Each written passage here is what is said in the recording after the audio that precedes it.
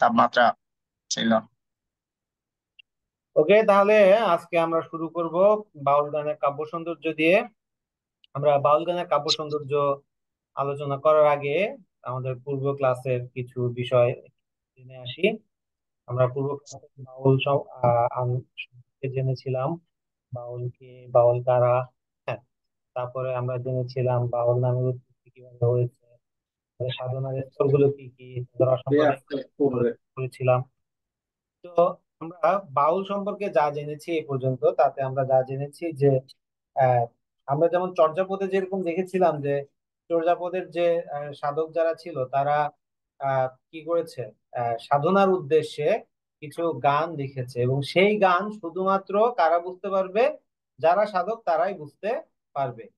ঠিক তেমনি আমরা এখানে দেখতে পাচ্ছি যে বাউল গানগুলো ওই উদ্দেশ্যেই লেখা হয়েছে এবং এই বাউল গানের উদ্দেশ্য কিন্তু কোনো আহ কাব্য সৌন্দর্য সৃষ্টি না বা সাহিত্য সৃষ্টি না, তাদের আসল উদ্দেশ্যই হচ্ছে সাধনার যে বিষয়টা, সাধনায় যে সিদ্ধি লাভের যে বিষয়টা, সেই সিদ্ধি লাভটার পন্থা বা ইয়েটাকে, পদ্ধতিটাকে আরেক সাধকের উদ্দেশ্যে তারা কি আহ বলে যাচ্ছে এবং এটা শুধুমাত্র সেই সাধকরাই কি বুঝতে পারবে। সত্যিকারের সাধক যারা আছে তারা এটা বুঝতে পারবে, অন্য কেউ বুঝতে পারবে না।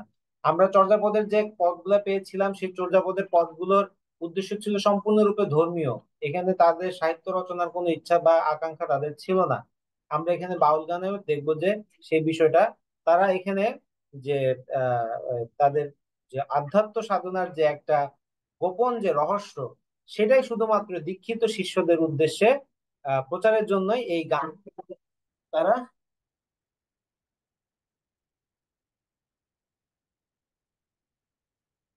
ইয়া,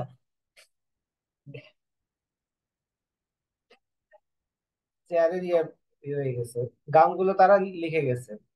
তো আহ একটু ভয় পেয়েছি, আমার রিভলভিং চেয়ার ইয়েটা হঠাৎ করে বসে গেছে।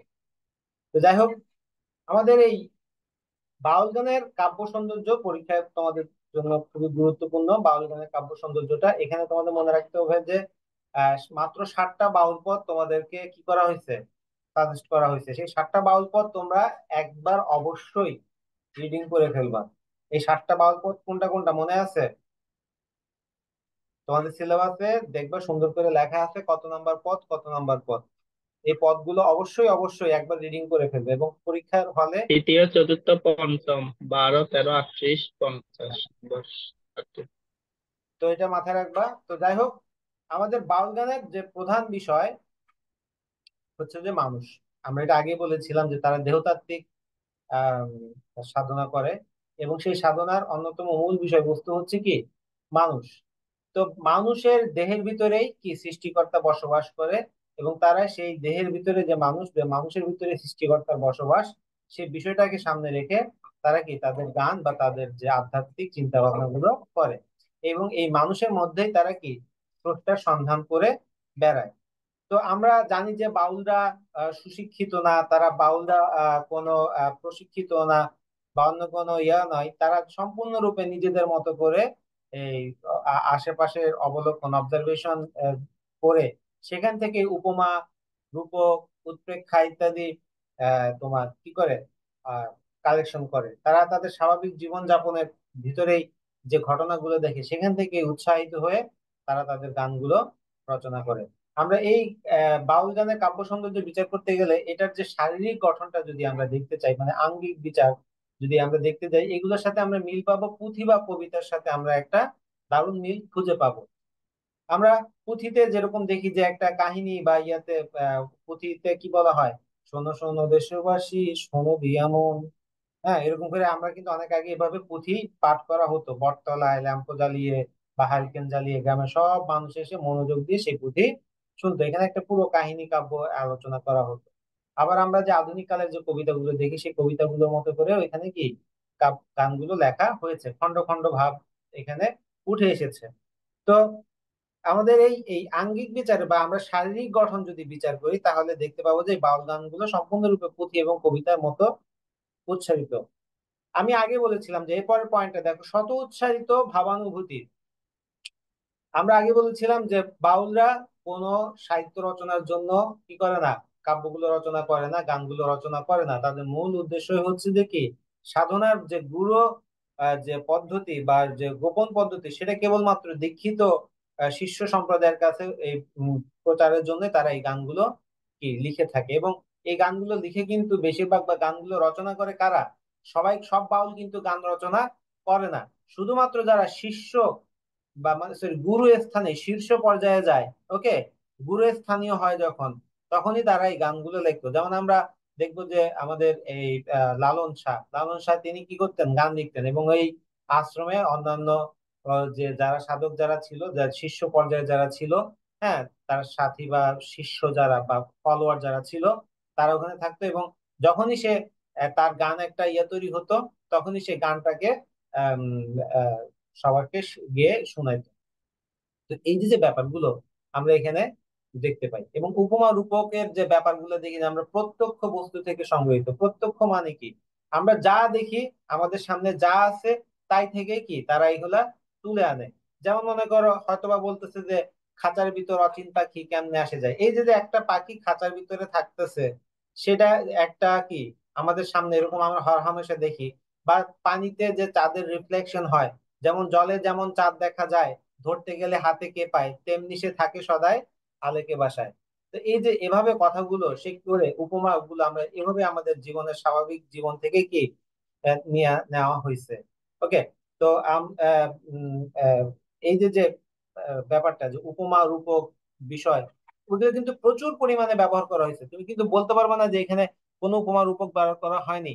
এখানে প্রচুর উপমা রূপক ব্যবহার করা হয়েছে। এবং গানগুলো পুরোপুরি যেহেতু আধ্যাত্মিক অর্থে, এখানে যেহেতু ইনডিরেক্টলি আমাদের শিষ্যকে মানে যাদেরকে শিষ্যদের উদ্দেশ্যে সাধনার গুরুতত্ত্ব প্রকাশ করার জন্য তারা যে কথাগুলো লিখেছে।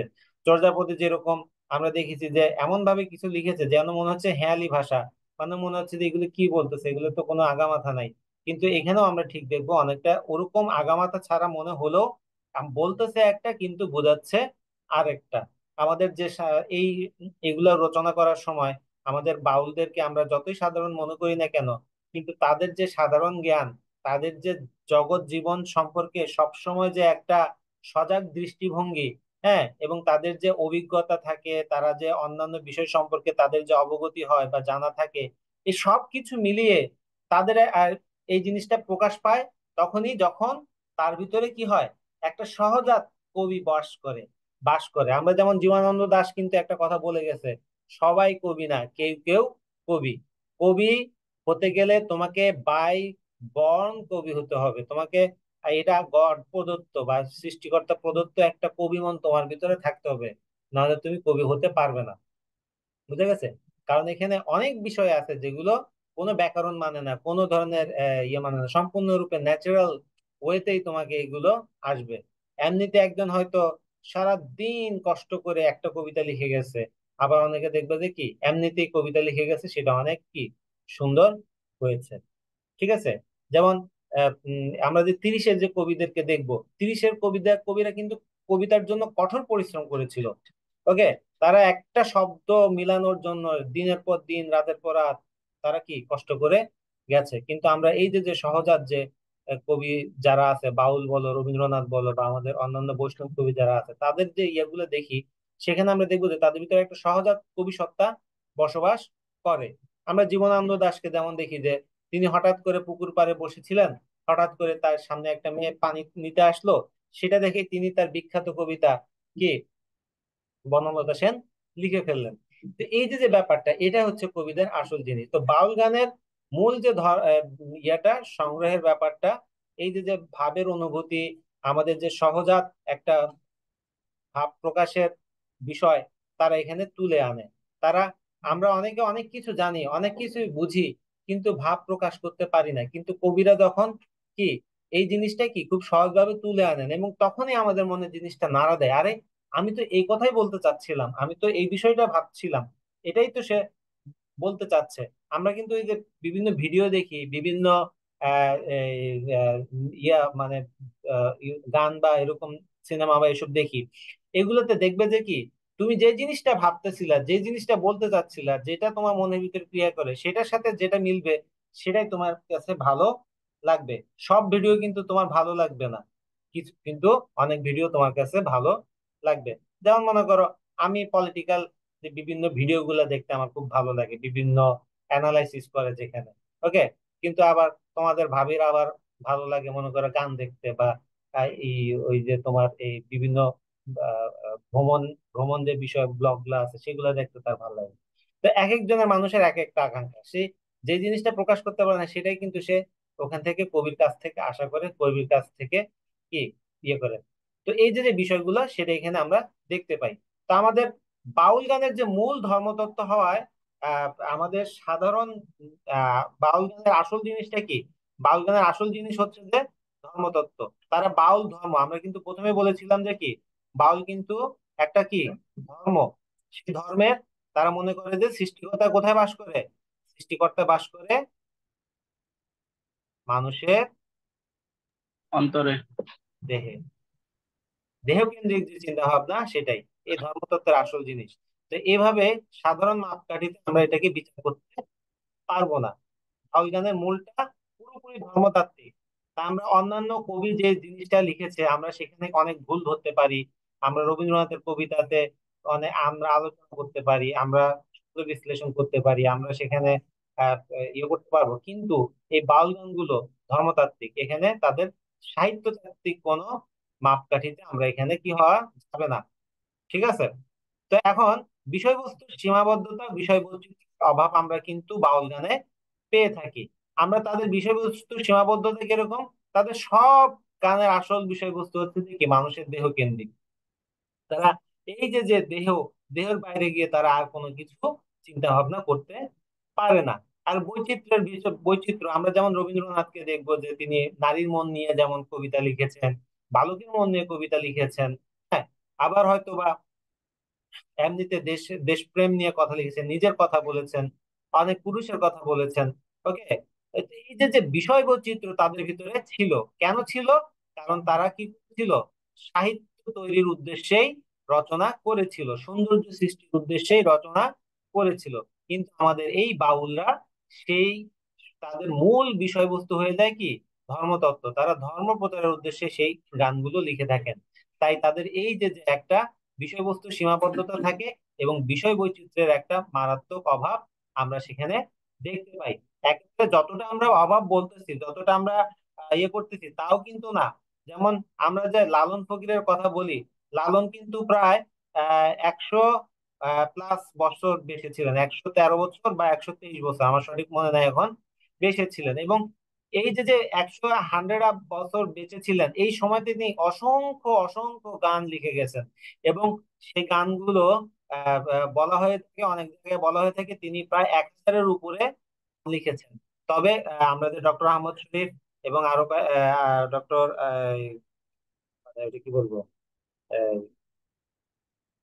আর ইয়ে যারা আছে তারা প্রায় মতান্তরে 288টার মতো কি গান তারা কি করছিল, মানে সংগ্রহ করেছিল। সেই সংগ্রহগুলো এগুলা যে লালনের গান সেটা তারা বিচার করতে পেরেছিল।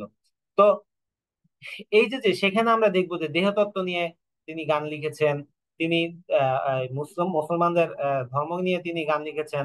হ্যাঁ, তিনি আত্মজিজ্ঞাসা নিয়ে গান লিখেছেন। তিনি মানে কখনো বা আমাদের কি এই যে যে প্রবাদ প্রবচনের উপরে ইয়ে করে লিখেছেন। এভাবে অসংখ্য তার ভেরিয়েশন কিন্তু আমরা দেখতে পাই। তিনি এই যে যে গানগুলো লেখার সময় লালন বা ইয়েরা, তারা ছন্দের উপর কিন্তু একটা মারাত্মক কি কি রাখে, আহ, কি বলে দখল রাখে। ছন্দগুলো দেখো, তারা হয়তো বা মাত্রাবৃত্ত স্বরবৃত্ত ছন্দ এসব করে তিনি তারা গান লিখে না। কিন্তু তাদের গানের ভিতরে কি আছে? একটা আলাদা বৈশিষ্ট্য আমরা খুঁজে পাই, একটা আলাদা একটা ছন্দ ছন্দ খুঁজে পাই। যেমন আমরা ওই যে শাহ আব্দুল করিমের গান আহ, শুনছি যে গাড়ি চলে না চলে না চলে না রে। হ্যাঁ, গাড়ি চলে না। তারপর হচ্ছে যে আবার কি আরেকটা গান আছে না যে এই, মন আমার দেহ গড়ি সন্ধান করি কোন মিস্ত্রি বানাই আছে।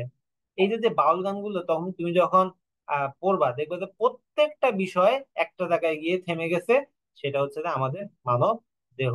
কারণ তারা বিশ্বাস করে এই মানব দেহর ভেতরেই কার বাস? সৃষ্টিকর্তার বাস। তাহলে আমরা এখানে প্রবর্তক, সাধক, সিদ্ধি, আরেকটা জিনিস দেখো যে আমরা সাধনার যে তিনটা স্তর, প্রবর্তক, সাধক এবং সিদ্ধি, এই তিন স্তর বিবেচনা করে বাউল গানগুলো রচনা হয়ে থাকে। প্রবর্তকদের জন্য এক ধরনের গান, সাধকদের জন্য এক ধরনের গান, সিদ্ধিদের জন্য এক ধরনের গান। আমরা যেমন এই যে আমরা কোরআন শরীফ শিখতে গেলে প্রথমে আম পাড়া শিখি, হ্যাঁ, তারপরে ইয়ে শিখি, এভাবে আস্তে আস্তে উপরের দিকে যাচ্ছি। তো সেই জিনিসগুলো আমরা বাউল গানেও দেখতে পাই। আবার দেখো, এখানে একটা জিনিস যে ব্যক্তি মানুষের স্বাধীনতা কিন্তু নাই। আমরা যেমন এখানে নিজের কথাটা তারা বলতে যেন পারে না, নিজের কথাটা যেন তারা ইয়ে করতে পারে না। আসলে তো তাদের সাহিত্য তো কি করে, আমরা যেমন আমরা গীতি কবিতাতে, রবীন্দ্রনাথের গীতি কবিতাতে দেখছি যে কি তিনি বলে গেছেন যে বনের পাখির মতো কি নিজের কথা গান গেয়ে যাচ্ছে, কারো ভালো লাগলো কি লাগলো না সেটা তাদের দেখার বিবেচনা বিষয় না। কিন্তু তার যেটা ভালো লাগতেছে সেটা এখানে করতেছে। কিন্তু আমরা এখানে বাউলদের ভিতরে সেই জিনিসটা দেখবো না। বাউলদের কিন্তু সবকিছুই ওই এক জায়গাতে এসেই আটকে যাচ্ছে, যে সেটা হচ্ছে যে দেহতাত্ত্বিক সাধনা। তাই এখানে ব্যক্তি মানুষের বা ব্যক্তির মন মানসিকতার কোনো স্বাধীনতা আমার নাই। আমরা যেমন মাইকেল মধুসূদন দত্তকে ইয়া হিসেবে দেখছি, যে তিনি রামায়ণকে অন্যভাবে দেখেছেন। হ্যাঁ, আমরা মীর মোশাররফ হোসেনকে, আমরা যে কারবালার কাহিনীতে তিনি হাসান হোসেনকে অন্যভাবে দেখেছেন, এজিদকে অন্যভাবে দেখেছেন। হ্যাঁ, এই যে যে বিষয়গুলা ব্যক্তি মানুষের স্বাধীনতা, এই যে যে লেখকের ভিতরে একটা ব্যক্তি মানসিক স্বাধীনতা থাকতে হয়, এই স্বাধীনতা যদি না থাকে, হ্যাঁ, সেটা সাহিত্যীয় হয় না। কিন্তু আমাদের এই কাব্য সৌন্দর্য বিচার করতে গিয়ে, আমরা বাউল গানের কাব্য সৌন্দর্য বিচার করতে গিয়ে একটা বিষয় বারবার আমাদের সামনে উঠে আসে, সেটা হচ্ছে যে এখানে আমাদের বাউলদের ব্যক্তি মানুষের স্বাধীনতা তারা নাই। আমরা এখানে তারা যেটা দেখতে পাই, প্রচলিত ধর্মবিশ্বাস, রীতিনীতি, এগুলোকে তারা অসার হিসেবে, মানে মানে অপ্রয়োজনীয় হিসেবে প্রকাশের চেষ্টা করেছে। যেমন কেউ বলতেছে সুন্নত দিলে হয় মুসলমান, কেউ মালা, কেউ তসবি গলায়। ওকে, মানে সুন্নত দিলে মুসলমান হয়, সুন্নত না আর গলায় তসবি বা ইয়া করলে, এই যে কথাগুলো, বা তারা বলতেছে মানুষের ভিতরে আমাদের এই আহ, ইয়া হচ্ছে না, আমাদের এই সংঘাত এত, ইয়া ধর্মের নামে যে আমরা বিভেদ সৃষ্টি হচ্ছে, কেন হচ্ছে? পৃথিবীতে যদি এই যে হুমায়ুন আজাদ একটা কথা বলছিল, হুমায়ুন আজাদের কথাটা বলছিল যে আমাদের পৃথিবীতে যদি ধর্ম না থাকতো তাহলে পৃথিবীটা অনেক শান্ত হতো। তুমি দেখো, কথাটা কিন্তু এক হিসেবে লজিক্যাল। লজিক্যাল কেমন? যে আহ, এই যে আমাদের যত ইয়া হচ্ছে ধর্মে ধর্মে বিভেদের কারণেই হচ্ছে। পৃথিবীতে আজকে যত সংঘাত দেখতেছো সবগুলা কিন্তু ধর্মের কারণেই হচ্ছে। ইউরোপ আমেরিকা যত উন্নত হোক না কেন, তারা কিন্তু ঠিকই ইসরায়েলের বর্বরতাতে কি নিশ্চুপ। তো সেখানে একটা ধর্মীয় ব্যাপার তাদের উপরে কিন্তু কি এফেক্ট ফেলতেছে, তাই না? আবার হুমায়ুন আজাদের এই কথাটা আবার তোমার কি বলবো, এক হিসেবে আবার আরেকটা লজিক দিলে আবার এটা খাটে না। কারণটা কি? যেমন ধরো, একটা দ্বীপে একটা ছেলে একটা মেয়ে আটকা পড়ছে, একটা ইয়াং ছেলে একটা ইয়াং মেয়ে। এখন তাদেরকে কন্ট্রোল করতে পারবে কি জিনিস? একমাত্র সেখানে তাদেরকে কন্ট্রোল করতে পারবে ধর্মবিশ্বাস। সে যদি মনে করে যে না, someone is observing us, okay, what I am doing, what I am not doing, okay, তাহলেই কিন্তু সে নিজেকে কন্ট্রোল করতে পারবে। বা আমরা একদম যখন এই যে ধর্মীয় বিশ্বাসটা আছে বলে মানুষ কিন্তু এখনো কি করে, অনেক কিছু অন্যভাবে দেখে, বা অনেক উম, উম, পাপ থেকে নিজেকে দূরে রাখে, যেটা হয়তোবা ধর্ম না থাকলে সে কন্ট্রোল করতে পারতো না। আমরা উচ্চশিক্ষিত যারা হচ্ছি তারা নিজেদেরকে কন্ট্রোল করতে পারতেছি, বা নিজেদের বুঝতে পারতেছি যে এটা ভালো না এটা খারাপ। কিন্তু দেখো যে আহ, আহ, এমনিতে আমরা কয়জনে উচ্চশিক্ষা লাভ করলেও আসলে শিক্ষিত হয়ে উঠতে পারতেছি? অনেক সার্টিফিকেটধারী মানুষ দেখবা দেখি তাবিজ পানি পড়ার জন্য দৌড়াদৌড়ি করতেছে, পীর বাবার কাছে যাচ্ছে, মাজারে যাচ্ছে, দেখবা না? তো এই যে এরকম কিন্তু লোক আছে। তো এই যে বিষয়গুলো, শুধুমাত্র সার্টিফিকেট ইয়ে করলে যে তুমি উচ্চশিক্ষিত হয়ে যাচ্ছ তা না। তো এই তারা এই বাউল গানে এই জিনিসগুলো তুলে আনার চেষ্টা করছে, যে আমরা আসলে এই ধর্ম বা ইয়াগুলো সবকিছু কি হচ্ছে আমাদের অপ্রয়োজনীয়, এগুলো কোনো দরকার নাই। আমরা যদি নিজেকে নিজে চিনতে পারি, আপনারে চিনলে পরে যায় চেনা অচেনারে, এই যে যে কথাটা বলছে, এটা দ্বারা এটা এটা হলেই কিন্তু কি আমরা সবকিছু বুঝে উঠতে পারবো। সক্রেটিস যেমন বলে গেছে নো দাই সেলফ, হ্যাঁ, নিজেকে জানো। এখানেও আমরা দেখি যে এ, বাউলরা সেই কথা বলে গেছে যে কি নিজেকে জানো। আবার দেখো যে আমাদের দর্শনের ইতিহাস শুরু হয়েছে কি এখান থেকে, আমি কে, আমি কোথা থেকে আসলাম। এই যে নিজেকে জানার ব্যাপারটা। তো এই সব কিছু বিবেচনা করে আমরা দেখতে পাই যে কি বাউল গানের ভিতরে তাদের যে সাহিত্য তৈরির উদ্দেশ্য, তারা যদিও এগুলো তৈরি করে নাই, কিন্তু এগুলো আমাদের ছন্দ বিবেচনায়, রূপক বিবেচনায়, শব্দের বিবেচনায়, শব্দের ব্যবহার, ছন্দবদ্ধতা, ভাব, হ্যাঁ, এই রস, এই সব কিছু বিবেচনাতে এগুলো কিন্তু কি একটা সাহিত্যিক সম্পদ হয়ে আমাদের কাছে গুরুত্ব পাচ্ছে।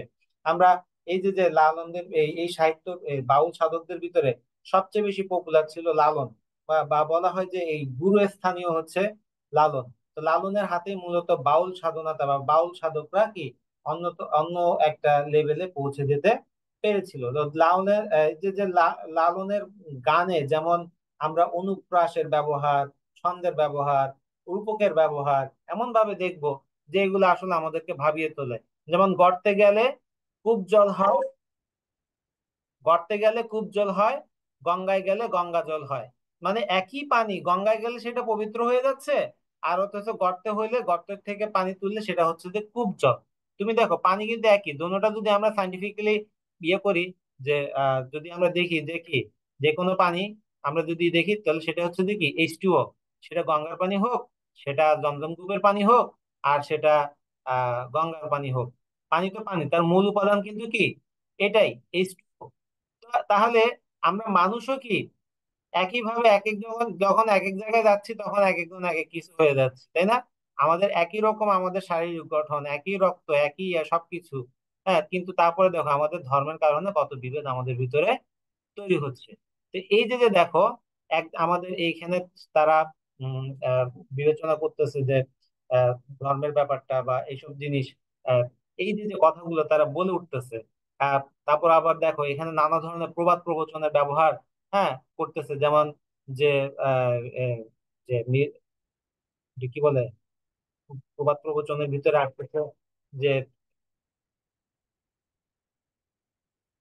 হাতের কাছে হয় না খবর, কি দেখতে যাও দিল্লি লাহোর। হ্যাঁ, তো আবার এখানে আবার দেখো যে সেখানে আবার দেখো যে কয়েকটা গানে যে আমাদের কবিত্ব গুণ মারাত্মক ভাবে প্রকাশ পেয়েছে। যে খাঁচার ভিতর অতীন পাখি কেমনে আসে যায়, তার বাড়ির কাছে আর শ্রীনগর, এক পড়শি বসত করে সেথায়, মিলন হবে কতদিনে আমার মনের মানুষের সনে।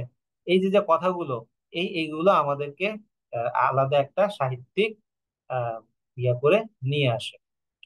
তো এরপরে আমরা যেটা আলোচনা করব সেটা হচ্ছে যে তোমরা কিন্তু এর আগের প্রশ্নটা আরেকটা প্রশ্ন হিসেবেও ইয়ে করতে পারো, যে এখানে আমরা আহ, যেমন এটা বাউল গানের কাব্য সৌন্দর্য আলোচনা করেছি। তো তোমরা এটা আবার কাব্য সৌন্দর্য অথবা বাউল গানের বৈশিষ্ট্য, ওকে, বাউল গানের কাব্য সৌন্দর্য এবং বাউল গানের বৈশিষ্ট্য দুইটা হিসেবে কি এটা আলোচনা করতে পারো, দুইটা প্রশ্ন হিসেবে এটা উত্তর লিখতে পারবে। তো সাহিত্যের অমূল্য সম্পদ হিসেবে বাউল গান, লোকসাহিত্য। আমরা লোকসাহিত্য বলতে কি বোঝায়? আমাদের লোকসাহিত্য কি এটা বোঝার আগে আমাদের বুঝতে হবে যে লোকসাহিত্যটা এসেছে আমাদের এখানে হাজার হাজার বছর ধরে। যে বিষয়গুলো আমাদের ভিতরে মিশে আছে সেগুলো হচ্ছে আমাদের কি লোকশিল্প। এরকম করে আমরা কবে তৈরি হয়েছে, কে তৈরি করছে, কখন তৈরি হয়েছে, কেন তৈরি হয়েছিল, এইসব জিনিসের উত্তর পাওয়া যায় না। যেমন আমরা বিভিন্ন ধরনের ধাঁধা, ছড়া, হ্যাঁ, গান বা গীতি এরকম আমরা দেখি, ওকে। তো এই যে যে এইগুলাকে বলা হচ্ছে আমাদের লোকসাহিত্য। এই লোকসাহিত্যের আমাদের অমূল্য সম্পদ হচ্ছে যে কি এই বাউল গান। তো বাউল গান সাহিত্যের অমূল্য সম্পদ, কারণ হচ্ছে যে বাংলা লোকসঙ্গীতের একমাত্র শিরোনামই হচ্ছে যে কি এই বাউল গান। আমাদের লোকসঙ্গীত বলতে আমরা যা বুঝতেছি সেই যেগুলো কোয়ালিটির বিচারে বাউল গানের নিচে সব। তাই এই বাউল গান হচ্ছে আমাদের লোকসঙ্গীতের একদম কি টপ বা সবচেয়ে আহ, শীর্ষে অবস্থান করা বিষয়।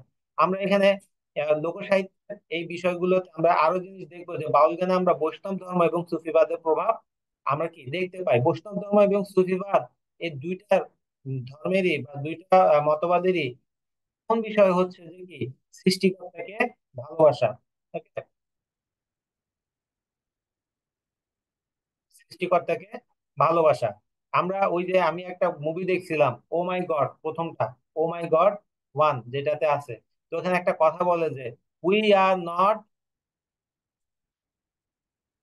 God, loving people, we are god fearing people.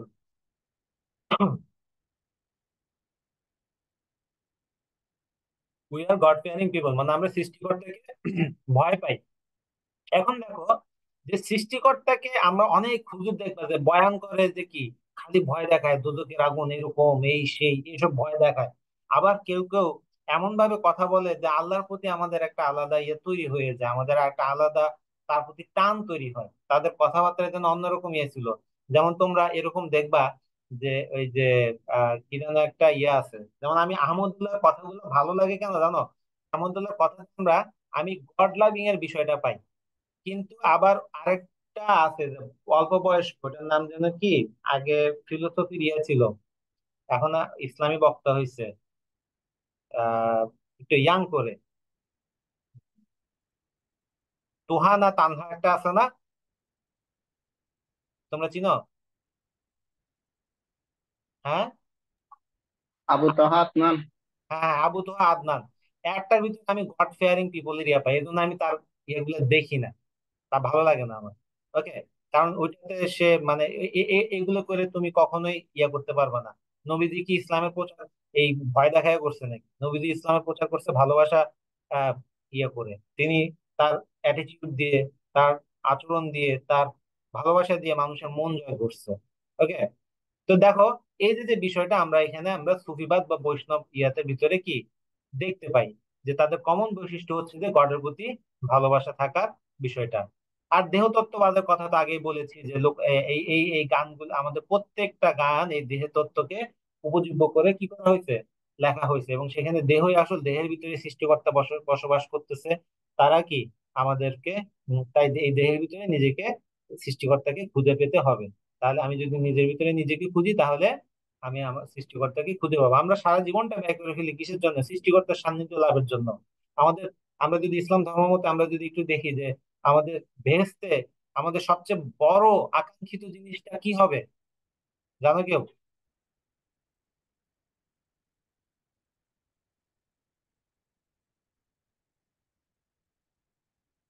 কেউ জানো না? তোমরা মুসলিম হয়েছো। বেহেশতে আমাদের সবচেয়ে বড় সারপ্রাইজ, আমরা সবচেয়ে বেশি যে জিনিসটার জন্য সারা জীবন আমরা ইয়ে করি, সবাই বেহেশতে যাই, হ্যাঁ, আমরা সেখানে হচ্ছে আল্লাহর সাথে আমাদের মোলাকাত হবে। আল্লাহ আমাদেরকে বান্দার সামনে কি করবে, নিজেকে মানে বান্দা তার আল্লাহকে দেখার সুযোগ পাবে। এই যে যে একটা জিনিস, মানে আমরা যদি এটা যদি চিন্তা করি, তাহলে তো আমরা ভেস্তে যাওয়ার জন্য কি হয়ে যাব। আমি তো মনে করি যে শুধু এই এই একটা কারণেই আমাদের আহ, ভেস্তে যাওয়ার জন্য সব রকমের সবকিছু করা দরকার। অথচ আমাদের অনেক হুজুরে কি করে, ওই হুড়পুরি, তারপরে ইচ্ছা মতো খাওয়া যাবে, ইচ্ছা মতো বিরিয়ানি পাওয়া যাবে, হ্যাঁ, সে হুড়পুরির এত বেশি সুন্দর সেক্সি, 70টা ঘাট। হ্যাঁ, এই মানে ছোটি ছোটি কথা বলে বলে ইয়া করে। এই যে যে বিষয়গুলো আমাদের এইখানে আমরা দেখতে পাই। তো বাউল গানের ভিতরে প্রাধান্য বিস্তারকারী যে শুধুমাত্র লালন শাহ ছিল তা না, আরো ছিল পাঞ্জু শাহ, সিরাজ শাহ, সাধুবিন্দু, হ্যাঁ, পদ্মলোচন, এরকম আরো অনেক বাউল ছিল। যেমন আমাদের এই পদ্মলোচনের একটা গান হচ্ছে এরকম: ওরে পোদা হলো কানা বেড়াল, দই বলে কাপাস খাচ্ছে। এরকম করে অনেকগুলো গান আমাদের কিন্তু আছে। আমাদের এই বা লোকসঙ্গীত হিসেবে বাউল গানটা কেন লোকসঙ্গীত ইয়ে হয়েছে, তারা দেখো দুই ভাবে এটা গানটা প্রচারিত হয়। একটা হচ্ছে যে আখড়াতে, মানে ওই যে যেখানে তাদের সাধনার ইয়েটা বসে, ওকে, তাদের যে আড্ডাখানা বা যে এটা বসে সেটাকে বলা হয় আখড়া, সেখানে বাউলরা গান গায়। আর আরেকটা হচ্ছে যে আখড়া বহির্ভূত, হয়তো গাছের নিচে কোনো মাঠের ধারে নয়তো নদীর পাড়ে বসে তারা কি হয়তো রাস্তা দিয়ে হেঁটে যাচ্ছে, গান গাইতে গাইতে সে যাচ্ছে। এভাবে গানগুলো পরিবেশিত হয়ে থাকে। আমরা এখানে বাউল গানের আরেকটা জিনিস দেখবো যে কি এখানে দুই ধরনের সুর ব্যবহার করতেছে। প্রথম কলিতে এক ধরনের সুর, বাকি সব কলিতে অন্য সুর। মানে যেমন আমরা এই যে গানের ভিতরে প্রথমে দেখবো, খাঁচার ভিতর অচিন পাখি কেমনে আসে যায়, ধরতে পারলে মনোবেরি দিতাম তাহার পায়। এভাবে দেখো গানের প্রথমের সাথে আমার দ্বিতীয় ইয়াতে কিন্তু সুরের পার্থক্য থাকে। ওকে, আমরা কিন্তু আবার দেখো আমরা নতুন অন্য কোনো গানগুলো শুনতে গেলে কিন্তু এরকম আমরা দেখি না। এবং আহ, একই রকম তাদের গানের সুরের মিল আমরা কিন্তু খুঁজে পাই। তারপরে বিষয়টা হচ্ছে, দেখো আমাদের কেন এটা অমূল্য সম্পদ, কারণ এখানে আমাদের দেশের মাটি, মানুষ, প্রকৃতি, আমাদের যে জীবনবোধ, আমরা জীবনটাকে কিভাবে দেখি, আমাদের ধর্মপ্রেম, আমাদের সংস্কৃতি সবকিছু ফুটে উঠেছে। এই কারণেই এটা হচ্ছে যে অন্যতম একটা আমাদের সম্পদে পরিণত হয়েছে। এই যে যে আমরা এই যে এই গানগুলো বা এগুলো আলোচনা করলাম, এখানে আজকে দুইটা প্রশ্ন আলোচনা করলাম। আজকে একটু তাড়াতাড়ি শেষ করে দিচ্ছি। তোমরা এই দুইটা প্রশ্ন ভালো করে পড়ে বা ইয়ে করে বাড়ি কাজ করবো। আজকে শুধু ইফতেখার ছাড়া আর কেউ বাড়ি কাজ করো নাই, বাকিরা অবশ্যই বাড়ি কাজটা করার চেষ্টা করো। এই দুইটা ব্রড কোশ্চেন পরীক্ষায় আসার সম্ভাবনা খুবই বেশি। তোমরা একটা হচ্ছে যে বাউল গানের বৈশিষ্ট্য, বাউল গানের যে কাব্য সৌন্দর্য, আমরা লোক সাহিত্যের অমূল্য সম্পদ হিসেবে কেন বাউল গান গুরুত্বপূর্ণ, এই প্রশ্নগুলো লিখে অবশ্যই কি গ্রুপে পোস্ট করবা। তো ধন্যবাদ, আজকে এতটুকুই রাখতেছি। ভালো থাকবে, নেক্সট ক্লাসে আমরা বাকি অংশটা শেষ করব। ইফতেখার, অভিজিৎ আর ইব্রাহিম, তোমাদের তিনজনের রোল নাম্বার আমি দিয়ে দিব।